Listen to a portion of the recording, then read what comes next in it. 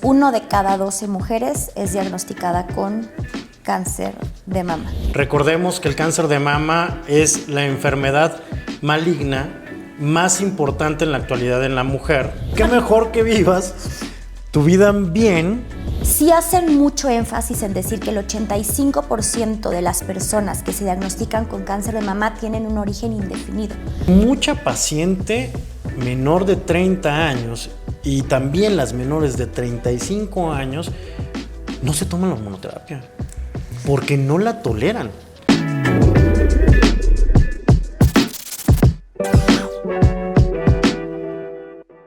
Hello, ¿cómo están? Bienvenidos a un episodio más de No Eres Tú, Son Tus Hormonas, el podcast. Bueno, en honor a este podcast, el día de hoy vamos a hablar de las benditas y temidas hormonas en relación al cáncer de mama. Y como saben, mi top de top, que no hay mejor doctor para eso, regresa el doctor Jorge Salazar. Bienvenido de nuevo, estoy muy emocionada otra vez de tenerte aquí y más en este tema que tengo muchas preguntas que traté de simplificar lo más que pude porque de verdad fueron demasiadas. Le tienen mucho miedo a las hormonas, le tienen mucho miedo al cáncer de mama, que creo que ha habido buena información, que ha cambiado mucho en estos años, pero todavía muchos médicos se quedan con esa mala información. No, hombre, claro que sí, encantado de estar aquí contigo, como siempre, igual.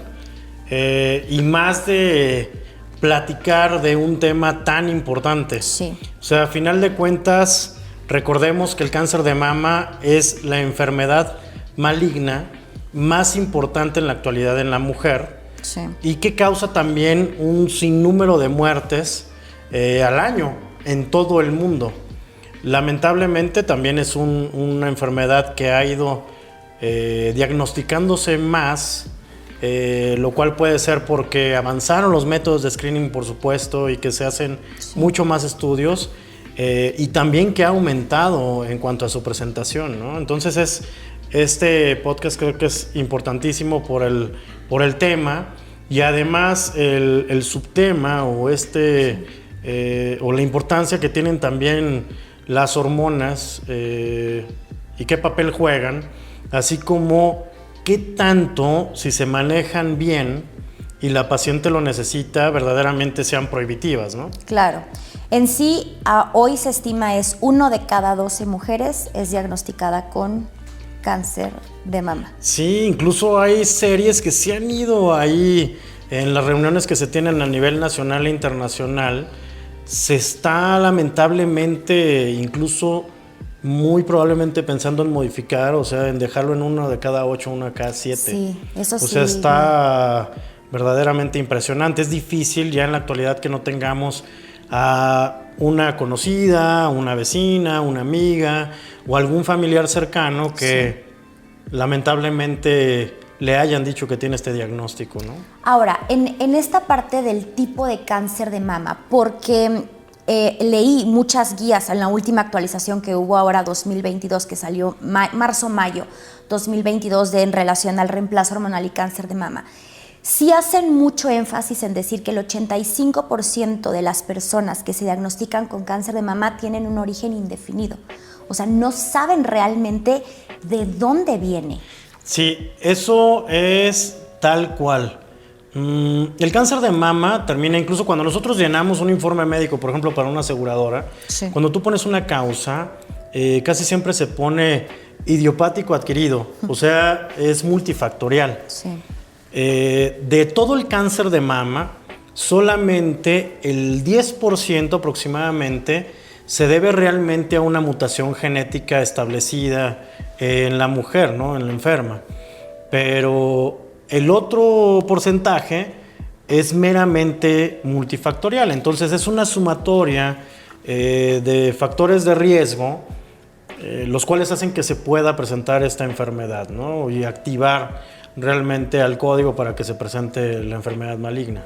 Ahora, en eso los factores de riesgo, incluso los modificables, que serían como que los que pues, nos ayudarían a prevenir, son de las causas que más pueden aumentar la probabilidad de tenerlo, ¿no? Sí, claro, e incluso como se han llevado la vida en la actualidad, Recordemos que si nos vamos a factores de riesgo, que ahorita si quieres los platicamos con calmita, pero uno de ellos es que, por ejemplo, las mujeres embarazar después de los 30 años, ¿no? Incluso algunas series 35.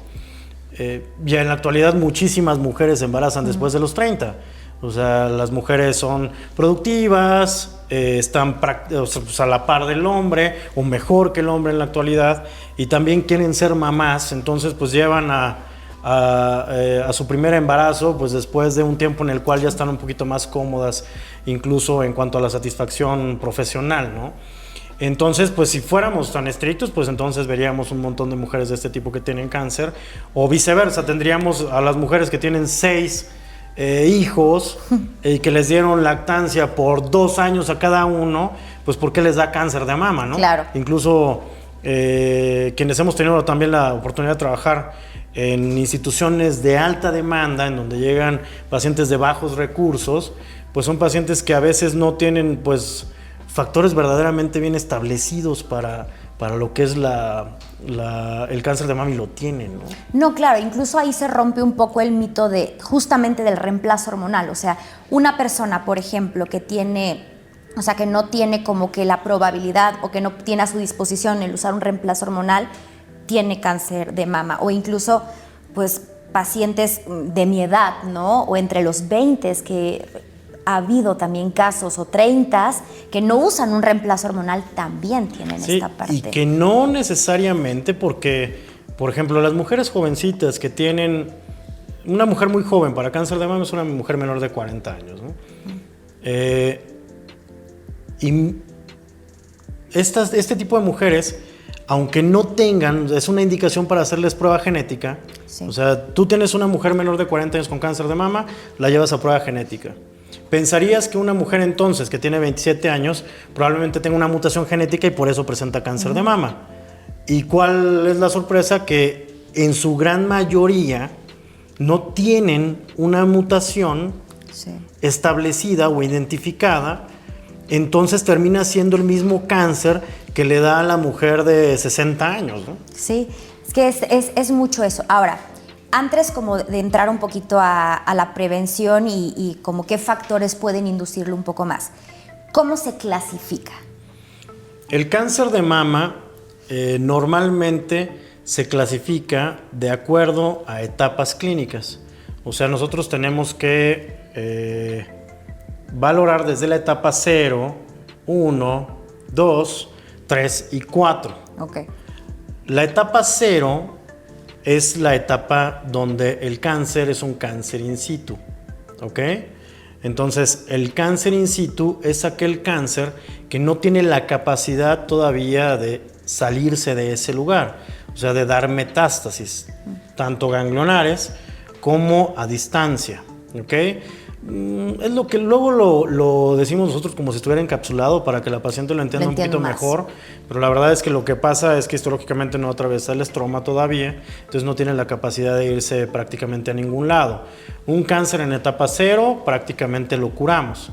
Por eso la importancia de los estudios de prevención para que nosotros detectemos el cáncer de mama de preferencia en una etapa premaligna, porque hay ciertas lesiones premalignas que prácticamente se vuelven cáncer de mama, o en una etapa 0, a lo mejor en una etapa 1, ¿no? Las etapas del 2B por T3N0, que es un tumor de más de 5 centímetros con ganglios negativos, estas se llaman localmente avanzadas, y la etapa 4 sería un cáncer ya metastásico, y también tiene sus subdivisiones, ¿no? O sea, a final de cuentas todas las etapas tienen subdivisiones, y esto nos ayuda para ver pronóstico principalmente y para ver qué tratamiento va a recibir cada paciente. En la actualidad también el cáncer de mama se clasifica no solamente por etapas, sino también por algo que se llama inmunohistoquímica. O sea, los cánceres de mama no solamente se les hace una biopsia para ver verdaderamente que presenta un carcinoma, como lo podría ser los más frecuentes el carcinoma ductal, que se ocurre en los conductos, o el carcinoma lobo-biliar, sino a esta biopsia se le toma también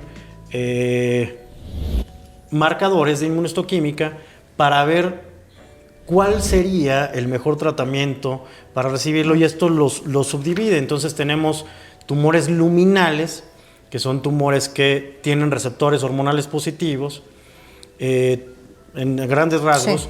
Triple negativo sería aquel que tiene receptores de estrógenos negativos, receptores de progesterona negativos y una molécula que sobreexpresa en algunos tumores que se llama HER. Lo tienen negativo también, entonces como es negativo, negativo, negativo, se llama triple negativo. Que también tiene sus subdivisiones, pero bueno, eso a lo mejor es mucho tema. Y hay uno que se llama HER sobreexpresado. O sea, sobreexpresan esta molécula que tienen todas las células que se llama HER. Okay. Estos que tienen el HER sobreexpresado pueden llevar hormonas positivas o hormonas negativas. Entonces los tratamientos mucho los encaminamos de acuerdo también a esta subclasificación, ¿no? Ahora, por ejemplo, el triple negativo, que esto yo sé que me lo van a estar preguntando también, es una paciente que cuando acabe su tratamiento, pasando el tiempo, puede llegar a usar un reemplazo hormonal seguro. Es que los triple negativos son tumores diferentes. Como bien dices, dentro de su tratamiento, nosotros no damos un antihormonal, sí. O sea, la famosa hormonoterapia, ¿no? ¿Por qué? Porque no le sirve para nada. Sí. O sea, el tumor al no expresar receptores de hormonas, sabemos que no se nutre de hormonas, entonces realmente el tratamiento en la actualidad se da con quimioterapia citotóxica, e incluso se está agregando ya inmunoterapia, que están respondiendo padrísimo también, porque el triple negativo, al tener todo negativo, pues tampoco tiene como receptores, como algo muy blanco, en donde sí. Podamos dirigir mucho el tratamiento, sino se les da tratamientos muy agresivos y muy amplios, como si fuera un escopetazo, pues. Entonces, pues son pacientes que en algún momento, si no tienen una expresión de receptores de hormonas altos, y tienen mucho efecto secundario en un tratamiento, podrían ser valoradas, por ejemplo, para un tratamiento de reemplazo. Recordemos que nosotros lo que queremos es que la paciente, o sea, como oncólogos, tenemos que pensar un poquito diferente. O sea, si nosotros tratamos a la paciente es para que la paciente viva, ¿no? O sea, lo que nos interesa primero en un cáncer es que la paciente viva, que salga de esto. Pero cuando terminan, después llega un momento en el que la paciente dice, bueno, ya terminé, y ahora quiero hacer mi vida, porque esa es la idea, que la paciente pueda reintegrarse a su actividad normal y que la paciente se sienta lo mejor posible. Que tenga calidad. Y es de vida. Ahí cuando entra en juego todo esto de las hormonas, porque hay pacientes que inician tratamientos, por ejemplo, las pacientitas triple negativo o HER sobreexpresado, muchas veces son muy jóvenes. Sí. Entonces, una mujer joven que recibe tratamiento con quimioterapia citotóxica, por ejemplo, le pega mucho este tratamiento a los ovarios. Pueden caer en fallo ovárico. Hay estrategias que se tienen en la actualidad si uno tiene el cuidado, porque pues esto también depende de que uno se vaya actualizando, pero los oncólogos médicos, por ejemplo, con los que trabajo, o incluso nosotros los mandamos para que una mujer joven o que tenga función hormonal, que va a recibir un tratamiento citotóxico, pues cuidarle los ovarios, ¿no? Entonces bloqueas los ovarios, los duermes, para que se entienda. Entonces, al estar los ovarios dormidos, cuando reciben el tratamiento de la quimioterapia, no tienen tanto, o no se lastiman tanto. Sí, como tanta absorción, podríamos decir. Exacto, y cuidas los ovarios para que también la paciente no solamente tenga una función hormonal mejor, sino incluso la paciente con cáncer de mama, que no tiene una contraindicación real, pues pueda embarazarse, porque muchas pacientes tienen cáncer de mama antes de siquiera pensar en tener un hijo, ¿no? Ahora sí, hablando del hormono dependiente, que eso es algo que a mí me encanta luego explicarles mucho en consulta. Todas las pacientes piensan, y ese es el gran temor, ¿no? El decir, es que las hormonas me van a dar cáncer o las hormonas dan cáncer. Es como yo les digo, a ver, tú tienes hormonas. O sea, tu cáncer se nutre, o sea, por eso se llama hormono dependiente, porque depende de hormonas. ¿Cuáles? Las tuyas o pueden ser exógenas, ¿no? Que Exacto. hayas tomado. Y no es que las que hayas tomado te hayan dado, simplemente que ya tenías eso y de ahí se comió para crecer un poco más, ¿no? Uh-huh. Ahora, estas pacientes, terminando su hormonoterapia, ¿habría alguna indicación o hay algunos cuidados o tienen totalmente vetado un reemplazo hormonal? La paciente hormonodependiente o la paciente luminal es una paciente un poquito diferente. No es que lo tengan vetado, porque tampoco es que esté vetado.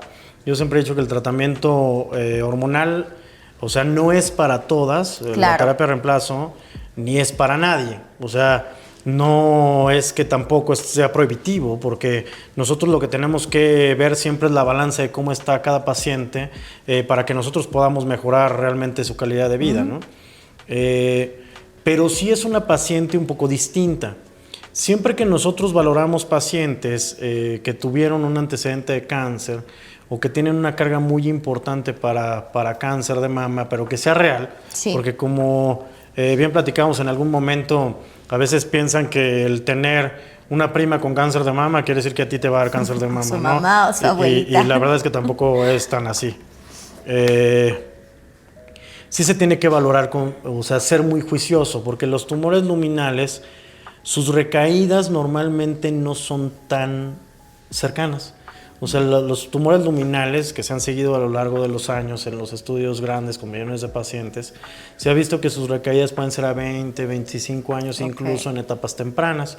Entonces hay que ser muy juicioso para ver la sintomatología de la paciente hormonodependiente y qué tratamiento vamos a utilizar para reemplazo.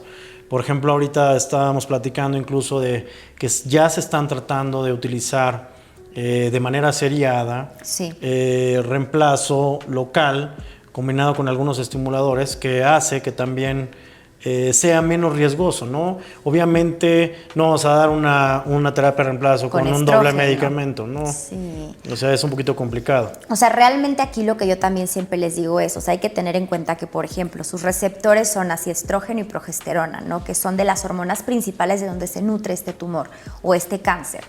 En estas pacientes y en Estados Unidos ya hay muchos oncólogos, gineco-oncólogos aquí en México, les dan, por ejemplo, su tamoxifeno y les dan testosteronas untadas, ¿no? Para evitar también que las pacientes, pues cuidarles la densidad ósea, cuidarles la memoria, pues que tengan una vida sexual activa porque sufren mucho con la hormonoterapia también en su vida sexual. O incluso que toleren la hormonoterapia, porque suena súper fácil para uno, incluso como que está sentado enfrente de un escritorio. Cuando tú ves una paciente de 27 años que tiene cáncer de mama hormonodependiente o un cáncer luminal, parte de su tratamiento va a ser la hormonoterapia. Entonces son pacientitas que muchas veces por pura edad y factores de riesgo, pese a que nosotros les hagamos un estudio genómico que se pueden hacer en la actualidad para ver si van a recibir o no quimioterapia, pues salen de alto riesgo. Muchas veces incluso por la pura edad pesa muchísimo, ¿no? Recordemos que la edad es el factor de riesgo o el factor pronóstico más importante que tiene el cáncer de mama, que no depende del tumor. Sí. Porque hay otros factores dependientes del tumor que son importantes, pero el no dependiente del tumor más importante es la edad. Entonces una mujer de 27 años que tiene un tumor luminal normalmente recibe tratamiento multimodal y parte de su tratamiento es la famosísima hormonoterapia. Sí. Después de 3 meses que te llegan otra vez a la consulta, agarran la caja y te la avientan en la cara y te dicen, Jorge, gracias, pero te odio. O sea, pueden recibir la quimio, ¿eh? Pueden recibir la cirugía conservadora o mastectomía con reconstrucción o la que sea candidata a la paciente, pero a la hora de la hormonoterapia se achicopalan. O sea, es que es una menopausia inducida. ¿Sabes qué? Es que todo estaba bien. O sea, yo entendía porque tenía miedo, me sentía mal, pero ahora que como es un tratamiento largo, porque al menos son 5 años. Al menos. Pues entonces ya se sienten mejor, ya están recuperaditas, las que recibieron quimioterapia, si no eran candidatas a lo mejor al casco frío, pues ya están recuperando su cabello. Entonces ya dicen así como que ven la pastilla y dicen, así como que yo ya no me quiero tomar eso. Entonces mucha paciente menor de 30 años y también las menores de 35 años no se toman la hormonoterapia porque no la toleran. Entonces, si ponemos en una balanza, ¿qué prefieres tú? ¿Que la paciente no se tome nada? Porque a final de cuentas es el tratamiento, en teoría, blanco para esas pacientes. Sí. O sea, es su tratamiento que llega a los receptores que verdaderamente son propios de ese tumor. Entonces, la paciente se lo deja de tomar. Entonces creo que las estrategias que se están haciendo en la actualidad para que la paciente tolere mucho mejor el tratamiento, en lugar de perjudicar, pues por supuesto que van a ayudar, ¿no? Y además, volvemos a lo que comentamos anteriormente, pues la calidad de vida de la paciente es importante. Y además, no toda la terapia de reemplazo tampoco es estrógenos y progesterona. No. O sea, porque también, cosas. o sea, todo el mundo piensa que es estrógenos y progesterona ya, y son las pastillas estas que teníamos en el servicio social y se acabó, que, a ver, ¿no? Eso justamente en el 2005, no recuerdo exactamente, pecaría exacto del año, fue cuando toda la Organización Mundial empezó a sacar que los estrógenos a uso de tantos años causaban cáncer. Luego, si los estrógenos más las progestinas, más cáncer. Y ahorita te juro que es bien chistoso porque cada año empezaron a desmentir un poco más. Ya sabes, o sea, decían, ok, estrógenos, pero con progesterona micronizada, menos riesgo. Ahora, estrógenos untados con progesterona, casi nulo riesgo, o sea, como que cada año. Y de verdad te juro, yo me quedé impactada de estas actualizaciones que no podía yo grabar porque entre que traía el audífono en el celular, decían tantas cosas que yo decía, o sea, es que estoy en éxtasis total. O sea, porque es una calidad de vida que se les da a las mujeres y sobre todo el decir, a ver, hay tantas alternativas, bueno, tú lo has visto, ¿no? O sea, pacientes que ahorita tienen su hormonoterapia, les puedes dar muchos suplementos, no se sienten mal, o sea, van muy bien. Es por eso que debe ser el abordaje multidisciplinario, porque, por ejemplo, uno lo lee, ¿no? Entonces sabes que por ejemplo, si no, una paciente hormonodependiente que está en tratamiento con hormonoterapia, empieza a tener muchísimos síntomas vasoactivos. Hay quien les dice, es que es normal, es el tratamiento, entonces así vas a estar y que te vaya bien. Y creo que hay mucho más estrategias que se pueden hacer desde la suplementación, adaptógenos, antidepresivos duales, que eso también lo vemos mucho con ustedes. O sea, siempre que me tocan ver pacientitas que a veces sí son pacientes muy complicadas para poderles dar a lo mejor una terapia de reemplazo, se puede iniciar un antidepresivo dual también, como la venlafaxina, la desvenlafaxina, que tienen estudios muy bonitos también para apoyar a la parte de la sintomatología vasoactiva, ¿no? O sea, no estamos maniatados. De hecho, hablando también de hormonas un poquito diferentes, porque también otro de los mitos es que las pacientes que a lo mejor tienen antecedente de cáncer de mama, o que tuvieron o tienen cáncer de mama, no pueden utilizar anticonceptivos. El tipo hormonal, pues también ya está desmentido, ¿no? Incluso hay estudios con pacientes con cáncer de mama y varios anticonceptivos. Iniciaron obviamente con aquellos que son de más locales, como el Mirena, por ejemplo. Pero ya ha habido estudios también de otros que son seguros también en pacientes con cáncer, ¿no? Es que yo creo que de verdad la información es muy importante y sobre todo, o sea, la medicina avanza a pasos gigantes y siempre es como hacia más bienestar. Y viene mucha revolución de prevención. O sea, realmente la prevención, ahorita creo que toda la gente quiere una muy buena calidad de vida. Y es como ya siempre, o sea, la longevidad que ahorita se está estudiando muchísimo, ¿sabes? O sea, real ya es algo muy padre. Es que estamos viviendo más, pero a veces la calidad de vida de ciertos años para arriba es mucho menor. Entonces es el equivalente a cáncer de próstata. Por ejemplo, cáncer de próstata era prohibitivo también la terapia de reemplazo. Prohibitiva. Y en la actualidad se ha visto que no es prohibitiva. No, mejoran. O sea, si todos nos vamos a enfermar de la próstata, o sea, todos los hombres nos vamos a enfermar de la próstata, todos, en algún momento, con o sin terapia de reemplazo. Entonces, qué mejor que vivas tu vida bien. Obviamente tienes que tener una buena terapia, digo, y que tienes que tener una indicación. Que aquí vivas mal y de todos modos te dé cáncer de próstata, digo. O sea, creo que la mentalidad ha cambiado a lo largo de los años. Al principio, en esta parte, costó mucho trabajo. O sea, son más o menos 15, 20 años que un pionero urólogo que de ahí de Estados Unidos que ha estado peleándose con todo el mundo, pues le empezaron a hacer caso hace como 10, ¿no? O sea, es cierto. 10 años peleándose ahí. No, y a ver, y hay muchos estudios. Te digo que ahorita el estudio también es como la testosterona y la testosterona en mujeres. O sea, incluso hay muchos artículos que te lo dicen, que la testosterona es la única hormona que incluso, o sea, hace como que apoptosis en las células que forman cáncer. O sea, te lo juro, Está bien, bien padre. Oye, ahora hablando de prevención, unas preguntas que me hicieron por aquí es, ok, autoexploración, ¿qué edad? Yo creo que siempre que me invitan a una plática de cáncer de mama, esta es de la parte que más me gusta, porque creo que a mí me decía un maestro que cuando tú vas a un simposium o algún congreso o alguna charla, si después de que termina no cambia en nada tu manera de pensar y tu manera de hacer las cosas, pues entonces no sirvió para absolutamente nada. Ajá. Entonces, cuando uno lo invitan a dar una plática de cáncer de mama, ya hay mucha información que puede venir en los folletos, en el internet, meten el celular, googlean algo rápido y sale algo de factores de riesgo y cáncer de mama, ¿no? Pero hay algunas cosas que no son tan prácticas, que eso es lo que realmente le sirve a la paciente, porque, por ejemplo, en parte de prevención se dice que ¿qué se tiene que hacer? Estudios de pesquisa o de screening, que son en mujeres asintomáticas, ¿no? Sí. ¿Cuándo se inician estos estudios? Después, o sea, lo que dicen las guías de práctica clínica es después de los 40 años, que sería la mastografía, o sea, hablan de mastografía más o menos ultrasonido, y si se tiene factores de riesgo muy importantes o se tiene un familiar directo con cáncer de mama, se hace 10 años antes de la edad en la que se ha presentado, ¿no? Sí. Y en pacientes sintomáticas podrían hacerse después ultrasonido después de los 35. ¿Qué pasa aquí? En México tenemos una presentación de cáncer de mama 10 años antes comparado contra Estados Unidos.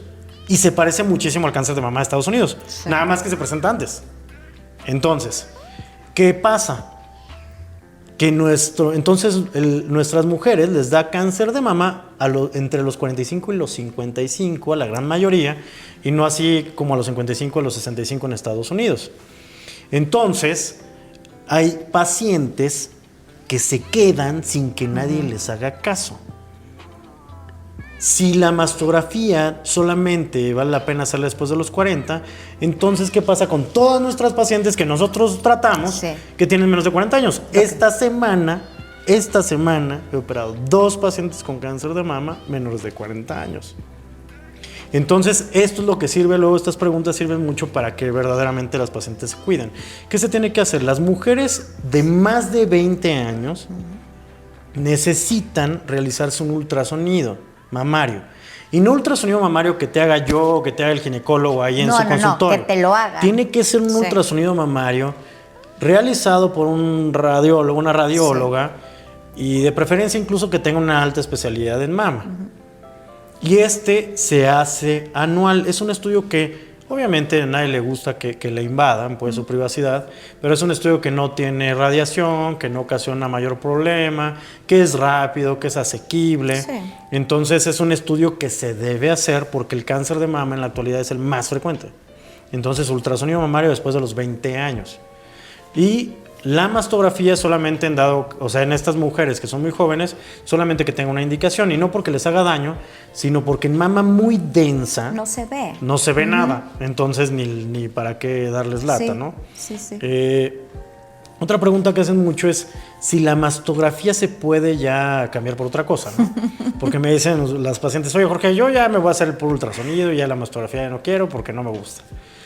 Y la verdad es que hoy por hoy, lamentablemente, todavía es el estudio básico. O sea, es el estudio básico y los demás son estudios complementarios.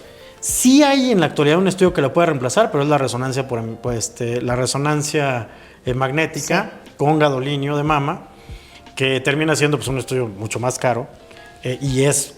Bueno, a mí me parecería más latoso, pero hay porque estás boca abajo, con la mama colgando, dura mucho más tiempo porque estás en el resonador, entonces, pero digo, hay pacientes que dicen, yo no me hago la masto, entonces, y si tienen mama muy densa, pues tienen que hacer una resonancia, ¿no? Hay estudios que han salido, como la mastografía por impedancia, que en realidad no es una mastografía, no debería llamarse tanto mastografía, pero también ha tomado mucha fuerza, que son estudios complementarios. Obviamente la mastografía por emisión de positrones, que es el PEM, que es un PET de mama, ¿no? La tomosíntesis, que es la mastografía de tercera dimensión, o que se ven diferentes cortes de la mama, y la mastografía con contraste, que también en manos expertas se parece mucho a la resonancia, ¿no? Pero sí la mastografía termina siendo básica porque hay lesiones que no se ven en el ultrasonido. Por ejemplo, en las pacientitas que te dije ahorita de esta semana, las lesiones son microcalcificaciones y las microcalcificaciones no se ven lamentablemente en el ultrasonido, ¿no? Entonces, si no se hubiera hecho mastografía por factores de riesgo, pues no se hubiera detectado nunca esas calcificaciones. Ahora, sí está muy ligado también, ahorita está muy fuerte el tema de la resistencia a la insulina y del peso y todo eso, pero pues al final sí, ¿no? Es que recordemos que esto es multifactorial en su mayoría, o sea, hablemos así rapidísimo de factores. Uno dijimos que son las mutaciones, ¿no? Genéticas establecidas, que es lo menos. Esto es cerca del 10%. Y son la famosa mutación que tuvo Angelina Jolie. O sea, por eso le hicieron una mastectomía bilateral y por eso tomó también mucha fuerza. El BRCA. Y las mujeres la voltearon a ver porque es el famoso BRCA. Un paréntesis rápido. Ellas incluso sí reciben reemplazo hormonal, o sea, se quitan mama, ovarios, útero, trompas, o sea, que dicen me vaciaron, que esa palabra, te juro que a veces a mí se escucha espantoso, me vaciaron, pero justo se quitan todo y usan su reemplazo hormonal y viven pues normal. Sí, sí, claro.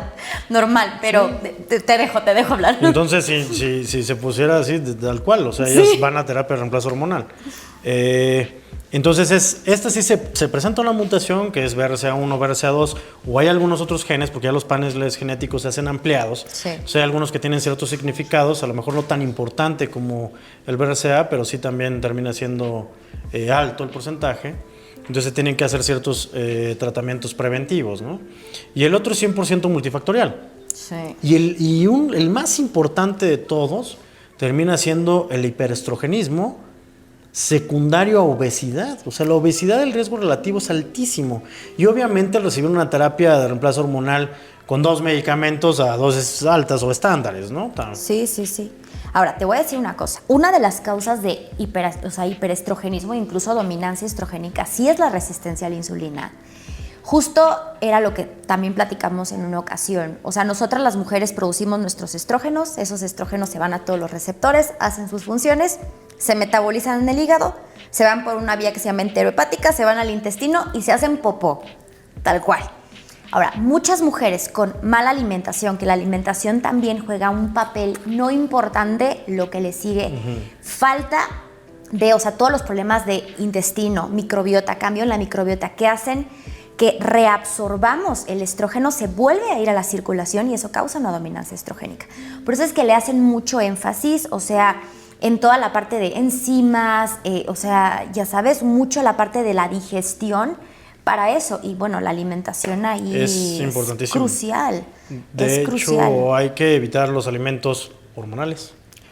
O sea, los alimentos hormonales hay que consumirlos libres de hormonas. O sea, en la actualidad es mucho más sencillo conseguir alimentos libres de hormonas. Entonces, tratar, por ejemplo, si son pacientes que tienen antecedente muy importante para cáncer de mama, que traten de consumir alimentos sin hormonas, ¿no? O el BPA. Y eso termina siendo más importante muchas veces que otras cosas, ¿no? O sea, todo lo que yo les digo, nosotras las mujeres nos embarramos tanto todos los días.